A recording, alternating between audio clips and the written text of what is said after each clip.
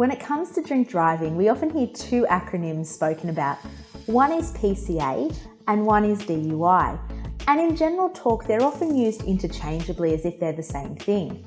But in the legal world, they actually have different meanings. A PCA and a DUI are not the same. And so it's really important, if you have been charged with drink driving, to know which one you've been charged with, because it changes what the possible outcomes are, and it also changes what the prosecution needs to prove. You might have a defence. Today I wanted to break down and go into a bit more detail about what the difference between a DUI is and a PCA. Let's start with PCAs. That stands for prescribed concentration of alcohol. And what these offences are is where the police have administered a breath test and a breath analysis and come back with a reading of the person's blood alcohol content. So basically, how much alcohol you have in your system. With PCAs, the offences are simply based on the number that comes back from that reading. So the police don't need to prove that you were affected by alcohol or that it impaired your driving in any way.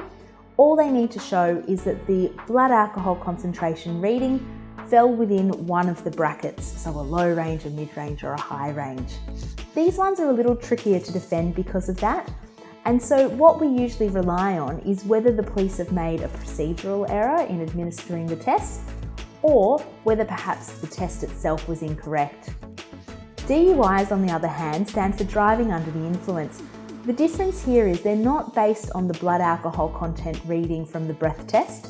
Instead, they're based on police observation and whether or not you seem to be impaired. To be found guilty of driving under the influence, the police need to show that the alcohol in your system was either affecting your driving or impairing your ability to drive. So it's not about the numbers, it's about the impact on your behaviour. And these ones can be a little bit easier to defend than PCAs. Because they're not based on a number, they're based on police observations and opinions. There's much more scope for them to get it wrong. And I have seen cases where there's been a misunderstanding and the person's actions are explained by some other reason rather than being drunk.